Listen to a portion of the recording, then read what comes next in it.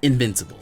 Probably, no. The best animated superhero series that I've ever seen, hands down. Like, I'm not sure y'all understand how in-depth and complex the different storylines are in this series and how they put everything together. They do a phenomenal job, and it's really crazy. Now, in the very beginning, the marketing was not really that good. I mean, I didn't really hear about Invincible until like it was actually airing and there was a couple of episodes in. But after the first episode, let me tell you, I was hooked. And when I say these things, I do not take it lightly, considering the fact that I'm a huge Marvel fanboy. So for me to say that this series is like almost creeping on, Marvel status for me, that's saying something. Now, in the beginning, it kind of takes you on a different scenario or different types of superhero tropes. It kind of presents itself as a regular coming of age type of superhero story where we follow Mark Grayson as he gets his powers, trying to learn how to use his powers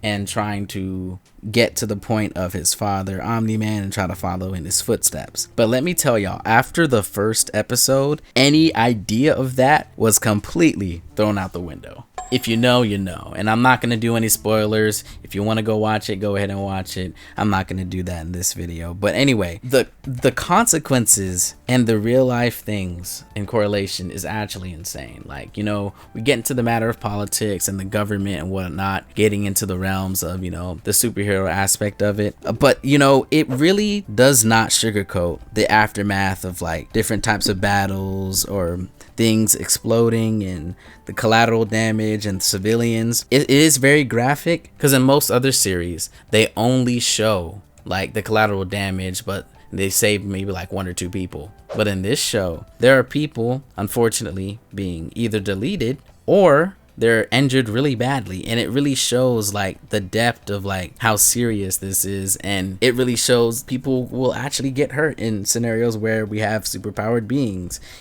constantly fighting for control. And then you have Omni-Man. His character is very complex because you have on one hand a father who wants to protect and loves his family, but on the other hand you have a Viltrumite who's trying to perform his duty and what he was called to do. So you have that conflict with him, and it's just kind of like interesting how they get his character development and his growth from there as the series goes on. And then you have Mark Grayson, his kind of relatability in a sense where you have this guy just trying to learn how to balance school, relationships, superhero abilities, the responsibilities, all that. And you really kind of feel and you really get those emotions going when you understand like the severity of some of these situations. And then also with the stakes are like high. Like from the very first episode, everything was just intense. And then as the series went on, as you went through the different seasons, season 1, season 2, season 3,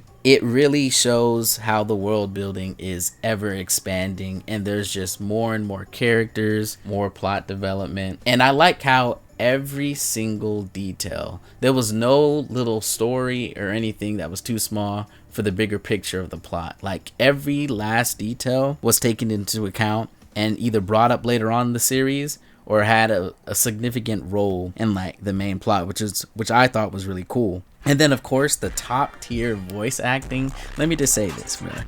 It was a good decision to have J.K. Simmons as Omni-Man because he really captures the cold persona, the ruthlessness, the vulnerability perfectly of that character, and it really portrays and it turns out pretty well. I would also like to add that the adaptation is just phenomenal. In most cases, the comic is usually better than the animated series, but in this case, I would say it's about equal, or the animation's just slightly better, just because they added some aspects in the animation that was a little bit more in depth from the actual comic. But it was really cool how they added that and kind of made it more enriching as far as the story.